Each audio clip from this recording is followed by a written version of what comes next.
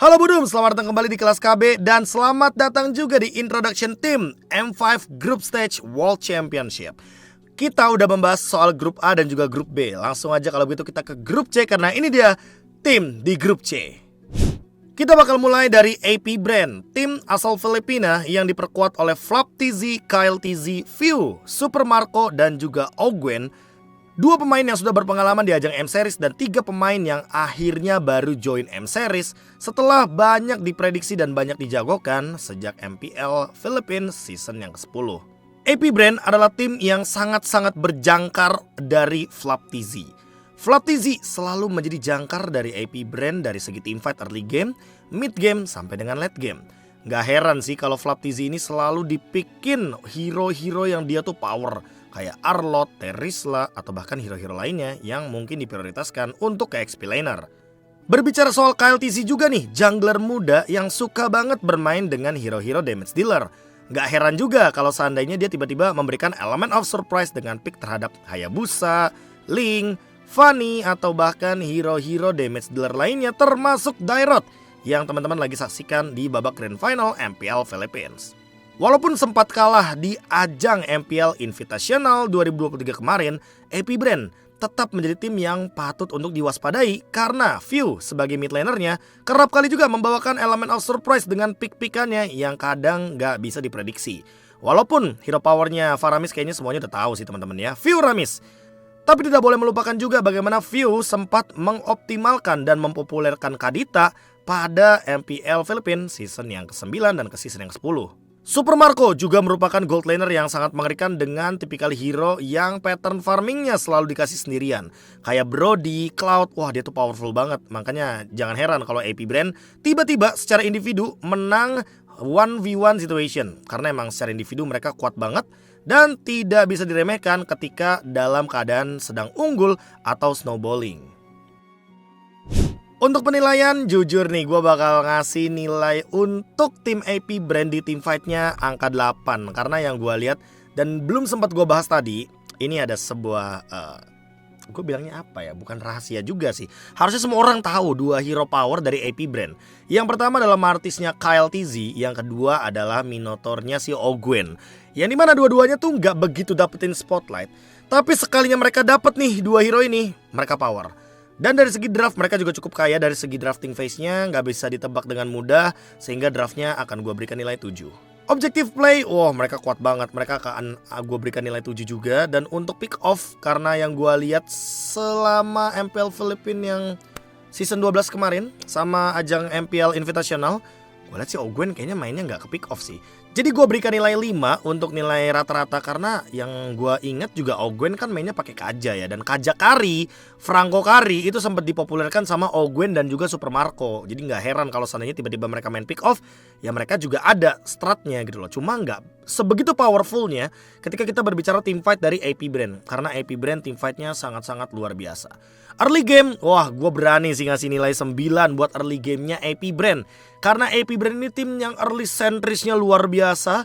Dan dia juga sangat mengandalkan sekali hero-hero yang early gamenya kuat kayak Faramis atau Minotaur. Yang dimana dua hero ini kalau dipadukan dengan Kyle TZ bawa Martis, itu triangle midnya jalan banget. Dan ini bakal membuat Flap TZ sebagai jangkar teamfight dari AP Brand makin lebih percaya diri untuk melakukan sebuah inisiasi. Nah untuk late gamenya yang gue cukup bilang ke angka 7 juga. Dan gue akan bilang fair-fairan kalau late game AP Brand itu memang gak sepowerful early gamenya. Tapi di mid gamenya mereka, kalau ada mid game gue kasih nilai 10 kayaknya buat AP Brand.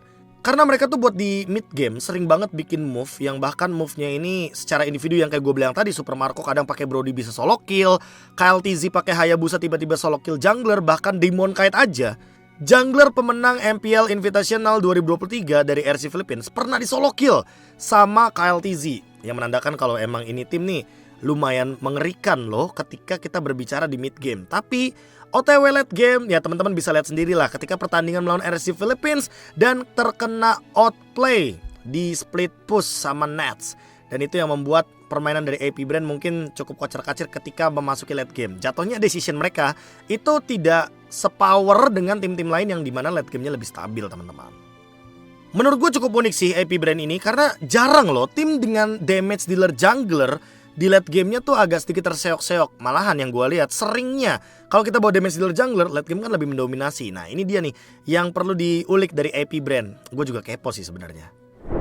Beralih ke tim dari grup C selanjutnya, Burmese Gold. Perwakilan asal Myanmar ini, for your information teman-teman, ini sebenarnya informasi yang confidential banget dan bahkan sempat di-up di beberapa media. Contohnya kayak halaman1.id yang bilang kalau ya Burmese Gold ini terancam untuk tidak join ke ajang M5 World Championship. Tapi untungnya kayaknya permasalahan surat dan segala macamnya sudah solve, sehingga membuat Burmese Gold ini bisa mengikuti ajang M5 World Championship dan sudah fix ya teman-teman ya. Jadi tinggal kita tunggu aja tanggal mainnya untuk Burmese Gold. Sedikit perkenalan sama member terbaru dari Burmese Gold. Ada Carbon, Nico, Lina, Stitch, dan juga Blink. Jadi teman-teman bisa lihat sendiri dari nama-namanya. Ini nama-nama baru semuanya dan bahkan mengalahkan Mythic Seal, yang dimana itu adalah mantan timnya Naomi waktu di Myanmar teman-teman ya. Ya ini Ken yang waktu itu main Granger ya kan waktu lawan RRQ. Terus juga ada Ruby Didi sebagai explainernya. Ada Justin juga sebagai mid laner. Tapi yang menang adalah Burmese Gold. Burmese Gold memiliki tipe permainan dengan draft yang sangat-sangat unik dan sangat-sangat kaya sekali teman-teman. Burmese Gold ini kalau kita lihat dari roamernya si Blink, dia tuh suka banget buat bawain hero-hero healer. Tapi di babak grand final tiba-tiba si Blink ini, roamernya Burmese Gold ini ngebawain hero Ruby. Yang dimana hero Ruby ini jarang banget untuk dia bawakan di babak-babak sebelumnya. Salah satunya mungkin di babak dari regular season.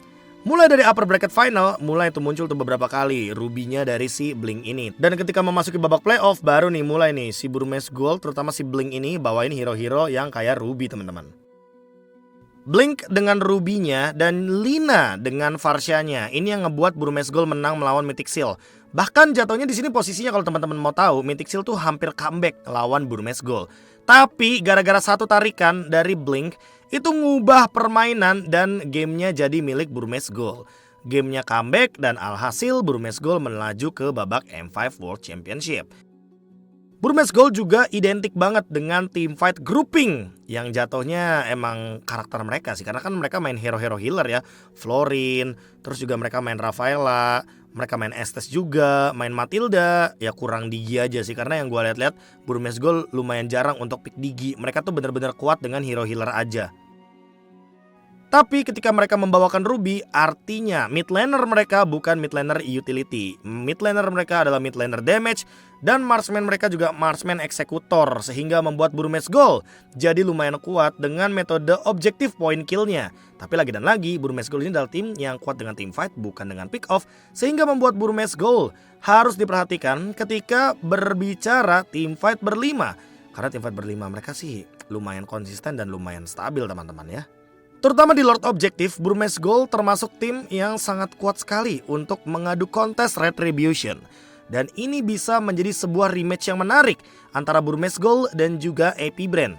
Karena seperti yang kita tahu faktanya teman-teman, AP Brand menang melawan Burmese Gold di ajang M2 Grand Final World Championship.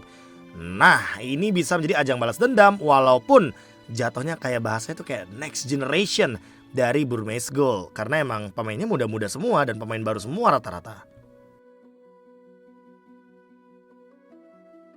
Untuk rating, gue bakal berikan team fight di angka 8, pick off di angka 3. Gue jarang banget ngelihat pick off dari Burmese Gold. Makanya mereka tuh sangat-sangat kuat untuk team fight berlima, tapi tidak untuk pick off teman-teman. Dengan pick off yang tidak kuat menandakan early game mereka yang sedikit turbulence. Sehingga early game mereka akan gue berikan rating 4, untuk late game baru gue beri nilai 7.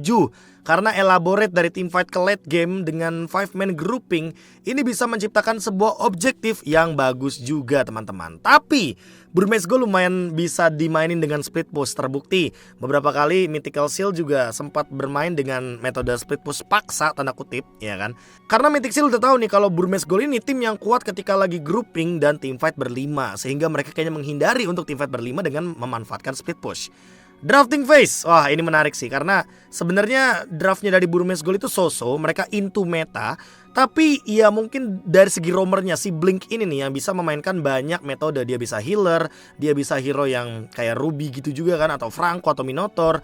Dan ditambah dengan mid lanernya Lina yang kerap kali membawakannya tuh hero-nya kayak Rafaela, terus juga ada Valentina, ada Faramis juga, dan juga Parsia yang sempat mereka bawakan dan menjadi opsi dari segi draft picknya Burmese Gold di game yang ke-6.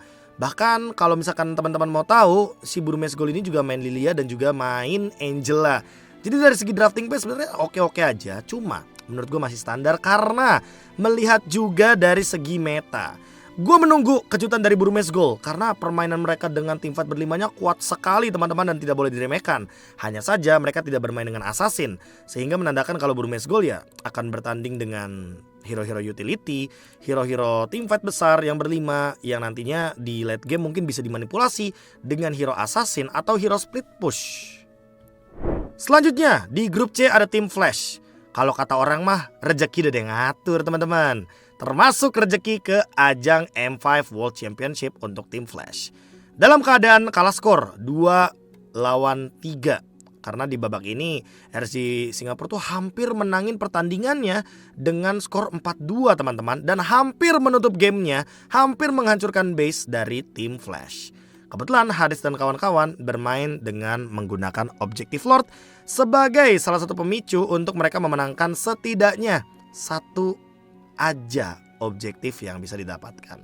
Ya walaupun ujung-ujungnya mereka kalah dari segi point killnya, kalah dari segi team fight, adu damage, tapi karena satu keteledoran tim RSG Singapura yaitu tidak nge-clear Lordnya dengan cepat dan buru-buru endgame karena wave minion mereka ketahan jadinya sama super minion yang lainnya. Dan ini membuat teman-teman dari tim Flash jadi memenangkan pertandingannya di babak final game yang ke-6. Gamenya pun jadi 3-3 hanya karena dua hal saja. Lord yang gak di-clear dan tidak ada yang memukuli base-nya, termasuk Bray yang ternyata melakukan decimate menuju ke arah Adamir. Jadinya Oki dan Bray tertangkap dan endgame pun tidak tercipta. Saylah datang, ya percuma karena dia kan tipikal match ya, mid laner, yang dimana tidak bermain dengan basic attack.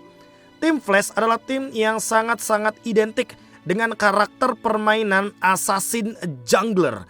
Jadi gak heran kalau seandainya nanti Hades atau kita kenalnya dulu Jana Cutie kalau pas tanding di MPL Indonesia itu bermain dengan hero-hero damage dealer jungler dan bahkan bermain dengan tipikal play late game. Karena tim Flash dengan hero-hero assassin tersebutlah mereka mampu untuk mendeliver damage sebanyak mungkin dan memanfaatkan bagaimana early domination kalau dapat dan late game composition ketika sudah mulai memasuki waktu-waktu tertentu agar si Hadesnya mencapai power spike tertinggi di in-game. Lalu untuk member lainnya, Adamir sih yang menurut gue menarik. Adamir ini gemar banget loh untuk bermain dengan Fredrin XP lane. Cuma gue gak tahu nanti kalau misalkan kita baru bicara di babak M5 group stage, apakah Fredrin ini bakal diprioritaskan bagi tim Flash? Melihat kayaknya sekarang tuh metanya udah silih berganti, entah menuju ke arah Terisla, entah menuju ke arah Pakito, Benedetta, atau bahkan hero-hero lainnya seperti Yuzong. Hades pokoknya bener-bener jadi sorotan banget ketika berada di game yang ke-7 karena dengan aimantnya dia mendapatkan early game dan snowballing. Bayangin, dengan tipikal hero damage dealer jungler, kalau dapetin early advantage pasti bakal untung banget dong. Apalagi kalau mencapai late game, pasti item 6 tuh damage-nya udah gak karu-karuan. Dan itu yang membuat tim Flash cukup ditakuti seharusnya dengan tipikal-tipikal pick yang tidak bisa ditebak-tebak dari segi drafting phase-nya. Karena kebetulan hero-nya Hades ini lumayan banyak. Dan kita tahu lah gak semua orang itu bisa memaksimalkan aimant. Tapi tim Flash mampu untuk memaksimalkan hal tersebut dan membuat teman-teman dari tim RSG pada babak grand final itu kewalahan. Lolsi juga bermain dengan draft yang sangat-sangat fleksibel, tapi benar-benar cenderung Chow sentris banget karena mereka suka banget untuk bermain dengan pick off. Sehingga membuat tim Flash adalah tim yang sangat powerful sekali dengan tipikal hero yang kayak Chow, Kufra, Edith, Kaja, atau bahkan Franco. Hati-hati nih sama pick off-nya tim Flash karena pick off mereka lumayan galak loh dan di early game lumayan jalan. Selanjutnya untuk rating, Team Flash ini kuat banget untuk pick off teman-teman. Gua bakal berikan nilai 8. Early game mereka juga kuat banget, nilai 7. Tapi late game mereka ini, nah ini juga nih lumayan sedikit turbulence. Walaupun mereka objektifnya gua harus beri nilai 7. Tapi late game mereka itu tidak se-powerful itu. Dan team fightnya juga gua bakal berikan nilai 7. Jadi ada di nilai yang di atas rata-rata lah teman-teman. Tapi untuk draft pick, nah ini dia nih. Kenapa gue mungkin sering banget denger kayak Hades Esports lah segala macamnya, sampai yang dimention sama coachnya sendiri loh, Hades Esports segala macam. Yang gue lihat Team Flash ini emang kecenderungan draft picknya berbeda di Hadesnya aja. Jadi empat-empatnya ini mengandalkan hero power dari masing-masing individual pemain. Ya kayak contohnya tadi Adamir mainnya Fredrin, terus juga mainnya Terisla selama di babak grand final. Terus di babak grand final juga yang gue lihat mid lanernya tuh mainnya Faramis. Banyak banget main Faramis 4 kali atau 3 kali gue lupa. Dan gold lanernya juga begitu, mainnya Bruno, Iritel, Brody. Jadi yang membedakan dari Team Flash adalah pick junglernya aja. Pick junglernya yang begitu banyak power picknya. Ada Lancelot, Hayabusa, Aemon, bahkan Hellcard sempat dibawakan sama Team Flash, yang menandakan kalau drafting phase mereka ini lumayan bisa dibaca oleh tanda kutip analis yang tentunya ada di tim loh teman-teman. Karena itu yang mengerikan kalau misalkan kita drafting phase-nya terbatas. Jadi untuk draft gue akan berikan nilai 4, sedikit di bawah rata-rata. Karena yang gue lihat Team Flash ini benar-benar mengandalkan hero power. Dan kalau kita berbicara untuk hero meta, ketika mereka mencoba untuk membawakan hero meta, contohnya kayak Rafaela, Matilda, itu mereka tuh kayak kesulitan. Tapi kalau mereka bawain hero pick off kayak Kufra, Chow, Edit, itu mereka tuh menangin gamenya. Dan ini yang menjadi karakter. Kenapa gue berikan rating 4 kepada Team Flash? Karena emang Team Flash secara draft itu tidak se-fleksibel tim-tim lain. Tapi inget ya, hero-nya rata-rata power. Jadi nggak boleh diremehin untuk beberapa hero-nya loh teman-teman. Dan tibalah kita untuk tim terakhir di babak grup C, yaitu adalah tim Lilgan, asal Mongolia yang mencuri perhatian kita di babak wildcard M5 World Championship. Zexaura sebagai jungler utamanya, ini mainin hero luas banget hero poolnya teman-teman. Guinevere dia main, Baxia dia main, hero-hero tank jungle juga dia main, objective playnya juga sangat-sangat memukau. Tapi menurut gua jangkar dari tim Lilgan ada di 2 pemain. Yang pertama adalah di Aizen sebagai XP lanernya dan Ethan sebagai roamernya. Karena gameplay dari Lilgan itu ternyata kuat banget untuk team fight, tapi untuk pick off dia tuh bener-bener 50-50. Kalau misalkan meledak di early game, mereka bakal lead the game. Tapi kalau misalkan mereka nggak dapetin early gamenya, mereka bakal susah banget untuk memanfaatkan keuntungannya dan di-convert untuk jadi game comeback. Aizen bahkan sempat membawakan Uranus loh teman-teman di babak wildcard grand final atau wildcard playoff. Jadi drafting phase-nya dari Lilgan ini lumayan luas. Hanya saja eksekusi gamenya terhadap pick off itu nggak begitu powerful. Walaupun ya Ethan main kaja juga. Dan kebetulan gue sempat mention kan, Ethan ini dia main Faramis roamer. Jadinya Lilgan susah banget buat ditebak secara drafting phase. Dan tim Lilgan adalah tim yang sangat galak ketika mengetahui bagaimana cara bermain dari tim lawannya ini di early game udah terbaca.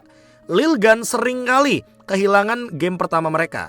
Tapi kalau mereka dapetin game pertamanya, berarti tim Lilgan sudah mengetahui, mendeteksi atau bahkan memprediksi juga bagaimana cara musuhnya bermain. Sehingga biasanya sih tim Lilgan ini terkenal dengan tim comeback atau tim reverse sweep. Jadi kalah di game yang pertama di best of 3 series, terus ngebalikin keadaan di babak selanjutnya dengan 2-1 sebagai main goals mereka. Bebex sebagai god laner yang gue liat-liat nih ya, jarang banget ngepick Cloud. Tapi lu bayangin deh, tim kayak Lilgan ya, yang objektifnya udah galak, terus juga early gamenya nabrak-nabrak. Kalau mereka main Cloud juga, wah ini tim sih bakal jadi tim yang suka banget untuk mengintimidasi tim lawannya ketika dapetin snowballing di early game sih. Tapi ya itulah dia, tim Lilgan yang gue liat-liat sampai sekarang sih belum bermain dengan Cloud. Tapi gue gak tahu nih, abis babak wildcard M5 mereka udah cukup mempersiapkan hal tersebut atau belum. Atau jangan-jangan mereka udah tahu kalau datanya Cloud minim banget win rate-nya di wildcard, sehingga mereka gak mau bawain hero tersebut dan mengganti dengan gold laner yang lebih pasti aja kayak Brody, One atau bahkan Bruno sebagai opsi untuk Bebex. Untuk rating masih sih tim Lilgan yang gue lihat masih tim yang kuat banget. Mereka juga permainan objektifnya sangat oke sekali. Bahkan gue akan berikan nilai 9 untuk objektif mereka dan early game mereka ada di 8. Tapi kemarin tuh sempet tuh pas lawan Imperio Mereka dibawa sampai ke late game dan late game mereka cukup terseok-seok. Jadi gue akan berikan nilai 5 ternyata. Dari kesimpulan kita tim Lilgan yang kuat banget untuk berbicara team fight, ternyata di late game mereka agak-agak sedikit berbahaya juga nih kadang nih ya. Team fight mereka masih ada di angka 8 untuk pick off Ethan. Yang gue lihat dia nggak begitu dia nggak begitu tanda kutip power banget dengan pick off-nya. Tapi tetap pick off mereka nggak boleh diremehkan karena drafting phase mereka itu di angka 7. Dan gue jujur suka banget ngeliat draftnya dari Lilgan karena pemanfaatan resource mereka, sumber daya manusia mereka tuh luas banget. Jadi mid laner mereka Forbit itu walaupun main Faramis tapi kadang Faramisnya dikasih ke Ethan. Atau mungkin kalau misalkan si Forbitnya main Faramis ya Ethannya bakal mainin Kaja. Jadi fleksibel banget untuk dari segi drafting phase. Dan ini yang membuat Lilgan harusnya akan menjadi kuda hitam terutama untuk di grup C. Terutama untuk AP Brand sih. AP Brand harus lebih berhati-hati karena Burmese Gold dan juga Lilgan bukan tim yang bisa diremehkan. Dua tim ini sangat kuat di grup C loh. Dan rating tadi menutup bagaimana video ini untuk di episode grup C. Kira-kira siapa dua tim yang akan lolos ke babak selanjutnya, babak knockout stage menurut kalian? Coba tulis di kolom komentar. Kalau gue disuruh prediksi kayaknya gue bakal menuju ke Lilgan dan AP Brand. Tapi AP Brandnya di urutan yang kedua. Kalau kalian gimana? Langsung aja tuliskan opini kalian nanti di kolom komentar. Dan sampai jumpa lagi di babak group stage untuk grup D untuk introduction tim M5 World Championship. Jangan lupa bahagia. Dadah.